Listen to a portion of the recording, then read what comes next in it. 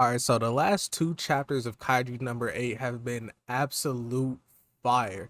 And if you don't know what I'm talking about, then it's a good thing you're at this video because I'm going to explain everything that happened in these last two chapters and kind of discuss some key important things to take away from these two chapters. And to be specific, I am talking about chapter 118 and 119. 119 literally just dropped today, which is why I'm recording.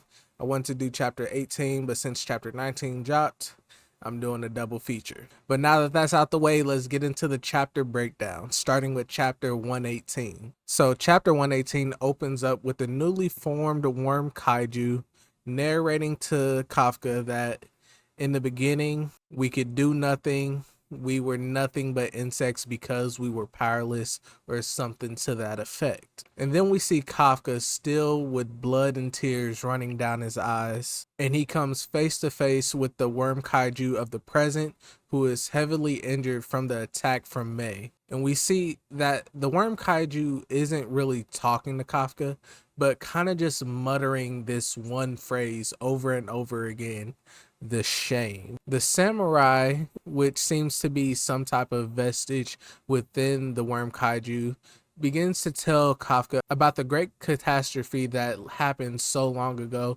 and that it lasted over 100 days. And that's literally how long it took for May to run out of energy, because May just completely slaughtered everybody at the time.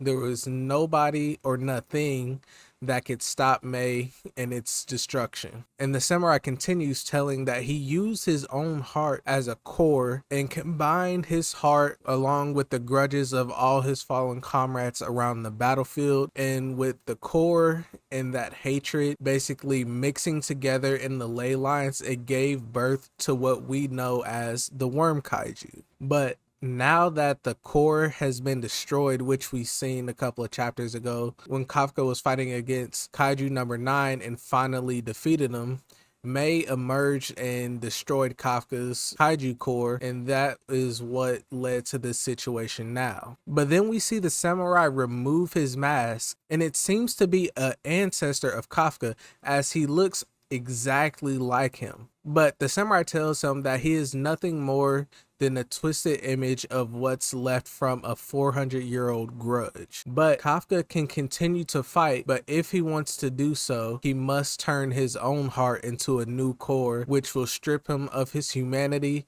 and he will no longer be able to revert back to his human form. The samurai continues saying that originally they were going to return Kafka's body to him once May had been dealt with, but now that the situation is changed, they want to give Kafka a choice and not force it upon him, because of how valiantly he has been fighting and everything that he's done so far since he's gained the kaiju power. And that if he does turn his heart into a new core, it will deepen his connection with the worm kaiju and grant him even more power, but at the cost of his humanity. A floating heart then appears in the samurai's hand, which he says to be Kafka's heart. And now with the choices laid out in front of Kafka, he must now choose between staying as he is, a half human, half kaiju, and letting his friends support him in how they want to, or he can basically abandon his friends' hopes and dreams as well as his own and gain the power needed to defeat May. The samurai then asks if he still wishes to fight, and if he does, convert his heart into the new core. And the samurai says he doesn't want to force this decision onto Kafka and will completely respect whatever choice he makes because of how he has lived his life so far. But Kafka responds saying that they were the same all along, talking about him and the worm kaiju and all the people's emotions held within it. They're essentially people who tried to fight and protect what they love and ultimately failed. But through the agony and frustration that they felt from their failures, they continued to fight in their own different ways. But Kafka tells the samurai that he has only been able to come this far because of the power granted to him by the samurai and his fallen comrade. So there really is no choice for him. He must repay this debt, and Kafka decides to convert his heart into a new core. The samurai then warns Kafka one last time that if he does this, there is no going back.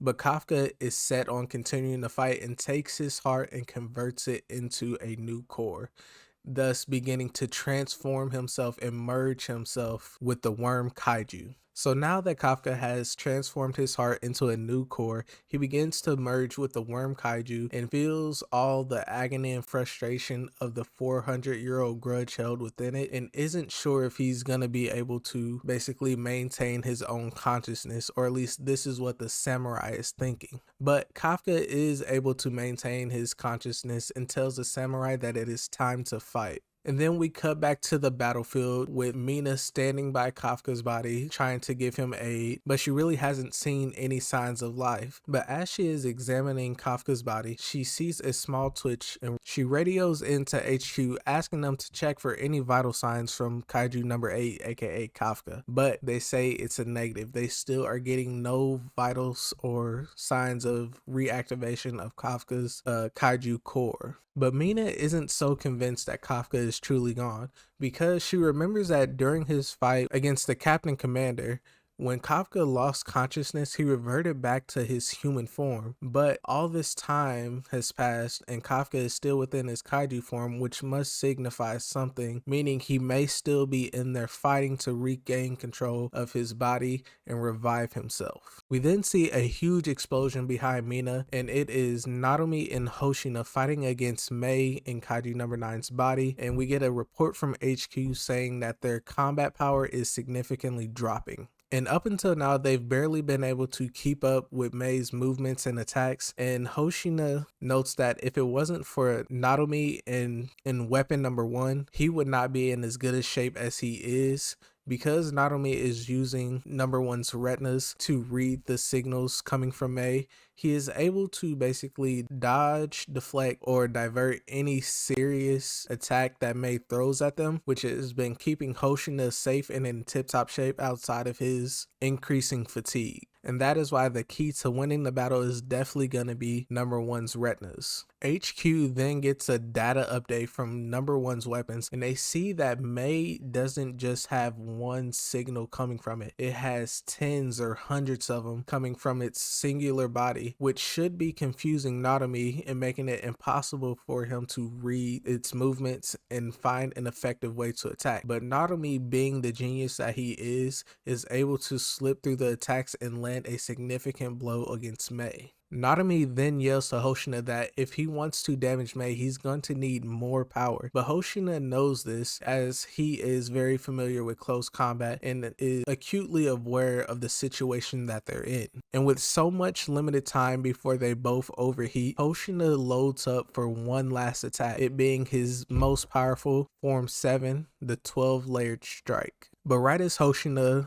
goes to attack, number 1's retinas begin to overheat, causing Narume to feel extreme backlash, causing him to bleed out of his eyes and his mouth. But Narume, being the genius that he is, does a manual override to keep number 1 active so he can assist Hoshina in delivering a definitive blow that could turn the tide of the battle. HQ warns Narume that if he continues like this, he is going to fry his brain. But Narume doesn't care about that. You know how he is. He is going to continue until he doesn't need to anymore, saying to himself that the soldiers that are behind him or that he's trained are more than enough to pick up the slack if he bites the dust. But his only job right now is to buy time, and as Narume goes in for another attack, he is able to see a counterattack coming from Mei, but due to the heavy amount of damage he's been dealt, as well as the fatigue and backlash from overheating, his body is not able to react fast enough to dodge or deflect the blow. And this hit leaves Narume barely able to stand, bleeding from his head, as he may even have a concussion from the way he is looking. He is seconds from passing out, and as Mei is preparing for one more attack,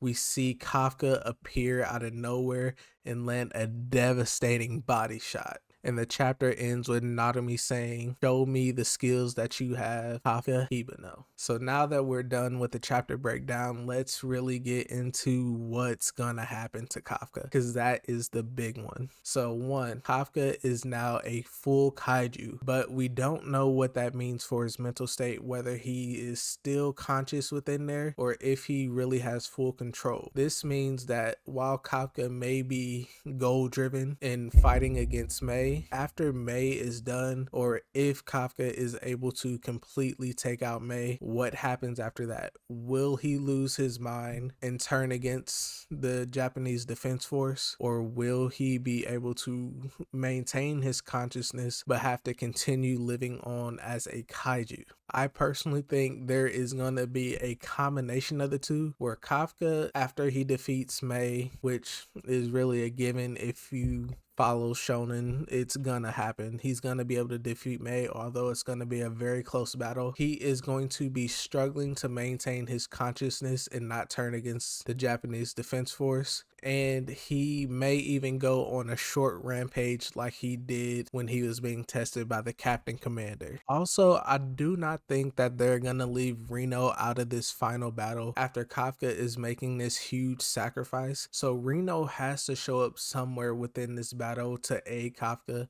Maybe it will be to use his numbers weapon, which is the ice one. I forget which specific number it is, but using that weapon to essentially support Kafka from afar and using it to slow down May's movements, being he is able to freeze basically anything, especially with his ice bullets that he uses, on top of the ice abilities he gains by using the numbers weapon. And secondly, Mina is still in the picture, but for her to really be a significant factor in a battle against May, she is going to need some type of new, maybe experimental weapon, or she may have to pick up a number on the fly. Maybe it's a number we haven't seen yet, which would be numbers 3, 5, and 7. And maybe one of those weapon numbers are gonna be able to be powerful enough for her to make a significant difference in the battle, but it may take an extreme toll on her because she may not be 100% compatible with the weapon.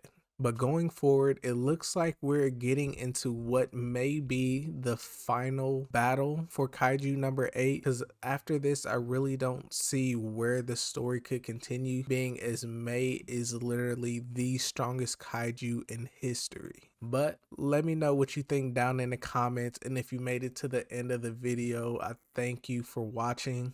And if you want more anime content like this, leave a like, a comment, and subscribe. And make sure you hit that notification bell so you can know anytime I post a new video. And I will see you in the next one.